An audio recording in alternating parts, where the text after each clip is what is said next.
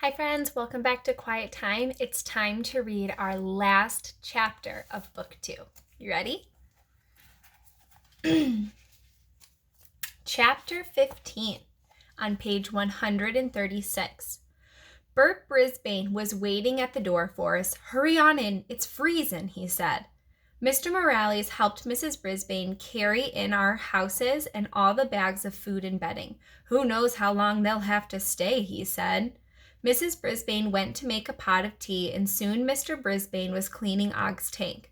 Mr. Morales may be the most important person at Longfellow School, the principal, but he rolled up his sleeves and cleaned out my cage. He didn't even complain about what was in my potty corner. He did wear gloves and washed his hands afterwards.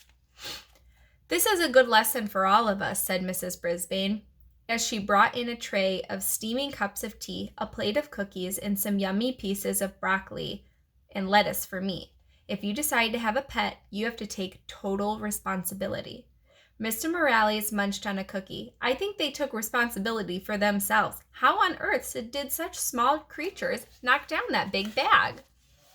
"I was wondering that too," said Mrs. Brisbane. "I think it was teamwork. A frog and a hamster? Never heard of such a thing," said Bert. "I sure wish I'd seen those two." He smiled and he shook his head.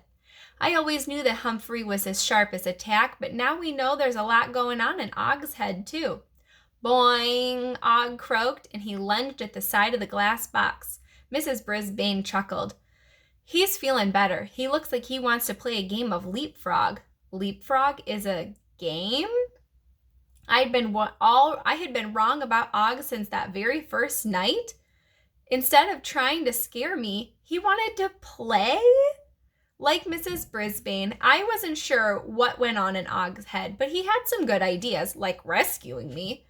He even had another sound he could make. Nobody knew it but me, but that made me feel kind of special, like a friend. The sun came out that afternoon, and so did the snowplows. While the yards were still covered with snow, the streets were clear and the cars traveled freely again. Across the street from the Brisbanes, 2 children built a snowman. Inside the Brisbanes' house, I was more than happy to run mazes and play hide and squeak with Bert for old time's sake. Og watched from his glass house, but he said very little. By Monday, the roads had improved enough to go back to school. Thank goodness, because the poetry festival was coming up on Friday and there was still a lot of work to do. Some of the students had worked on memorizing their poems or writing them out at home over the long weekend. Most had not. Garth Tugwell had changed poems 3 times. On Monday, he changed again. Mrs. Brisbane sent him to the cloakroom to memorize his new selection. Mrs. Brisbane, surprised by Kirk asking for his help. Mrs. Brisbane surprised Kirk by asking for his help. "You've been a lot better lately about knowing when to be funny and when to be quiet," she said. "Now I need your help. We don't want this poetry festival to be too serious. We want it to be fun. Would you introduce the poems for us?" Kirk's whole face lit up. "Sure. Be sure to make it funny," she told him. By the end of the day on Tuesday, the bulletin board was covered with illustrated poems that students had copied out. Along the edge of the board were cut out pictures of famous poets from Longfellow to a guy named Shakespeare and a lady named Emily Dickinson. Late in the day on Wednesday, my classmates finished their Valentine's Day mailboxes. What they did with ordinary cardboard boxes was excellent. Some of them were covered in red hearts, glitter, and pieces of lace. Others were covered with buttons and lots of paint. Garth's had a big dinosaur on the side. Miranda's mailbox had cut out pictures of her family pasted on. Her mom, Dad, Abby, Amy, baby Ben, and yes, Clem. Tabitha's mailbox had pictures of basketball, football, and soccer balls glued all on the outside. Then, surprise, Mandy presented Og with a green box with pictures of frogs and insects all over it. And AJ gave me a box covered in golden, furry-looking material. It wasn't real fur. I checked. As nice as that was, I felt sad, because no matter how many Valentines I received, there was no way I could make Valentines for everyone in the class. How could I let them know how much I valued their friendship? I was still feeling low when Aldo arrived Wednesday night. He was in an unusually good mood. "It's a beautiful evening, gentlemen. And I have good news to share with you," he announced as he wheeled in his cart. "I could use some good news, Aldo," I squeaked back. "Boing," added Og. Aldo pulled a chair up next to my cage. Instead of pulling out his lunch or a treat for me, he pulled out a piece of paper. "Behold, my first grade from college, a test in psychology." I wondered if he was in that class with Natalie, the babysitter. "My grade, as you can plainly see," Aldo held up the paper to my cage, "is an A. Can you believe it, buddies?" "3 cheers for Aldo," I squeaked as I hopped up on my wheel for a joyful spin. I haven't shown this to Maria yet. I'm saving it for her Valentine's Day present, along with some flowers and candy, of course. I think this grade will be her favorite gift. Aldo leaned back and smiled with satisfaction. Og dove into his pool with a huge splash. I think a little water got on Aldo, but he didn't seem to mind. "Splash away, Og, my friend," Aldo said. It makes a happy sound." Og splashed because he was happy? All I thought about the splashing was that it was irritating. Aldo was grinning from ear to ear, almost like a frog. You see before you a happy man. There's nothing better in the world than to have someone to share good news, or even bad news with. You see, Maria is my wife, but she's also my best friend." I stopped spinning because I felt a little dizzy. I'd learned a bit about friendship this year by watching my classmates in room 26. There were friends who got really mad, but made up afterwards. There were friends who stuck together through thick and thin. There were friends who reached out to you even when you didn't think you needed a friend. There were friends who would actually rescue you when you were in trouble. There were new friends, old friends, silver and gold friends. Later that night, I was sorry I'd ever doubted Og was my friend. I hadn't understood that sometimes a frog feels jealous and sometimes he feels splash happy. But he had come through for me when I needed help. So how do you say thank you to a frog? I decided to write a poem. Not just a roses are red, frogs are green poem, but a poem that said what I really felt. I pulled out my notebook and started to write. The next day was spent rehearsing for the poetry festival and straightening up the room. Boy, those kids' tables got pretty messy. I didn't pay much attention. I was hunkered down in my sleeping nest writing my hamster heart out. Friday was Valentine's Day and everyone was excited. In the morning, the students mailed their Valentine's Day cards in a big box on Mrs. Brisbane's desk. During recess, the teacher sorted out the cards and delivered them, humming happily as she dropped them in boxes. After recess, the students opened their cards. There was a lot of giggling and even some crunching since Mrs. Brisbane had also dropped candy hearts in all the mailboxes. Out of the blue, AJ shouted, "Hey, hold on here." That got everyone's attention. "I got a card from Martin Bean." Seth groaned loudly. "No, listen. He said he's sorry," AJ explained. "I got one too," said Garth. Miranda and Heidi had also gotten "I'm sorry" cards from Marty. "But he's so mean," Mandy blurted. "People can change," said Mrs. Brisbane. "I think it must have been quite difficult for Martin to write those cards, and he gave them to me to deliver. Maybe it's time to give him a second chance." Whew. Giving Mean Bean a second chance wouldn't be easy. Yet I recalled that once he got started, he was actually pretty nice when he handed out the prizes at the birthday party.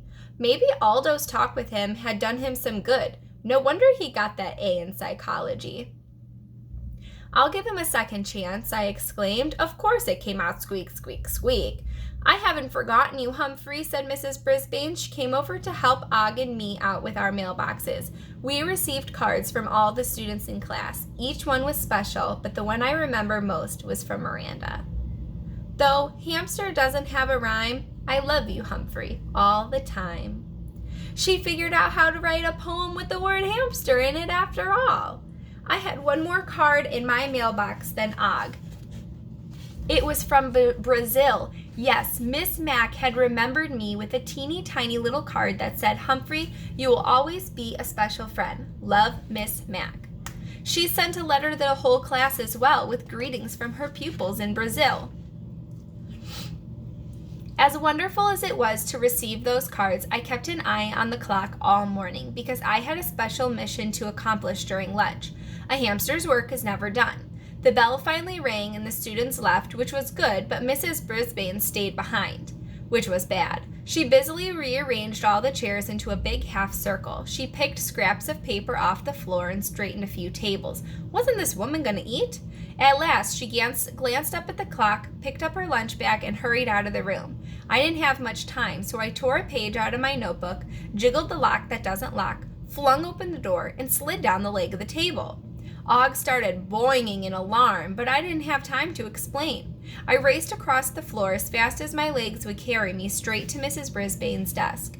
When I got there, I gasped with surprise. My plan was to climb up her chair and take a giant leap onto the desk.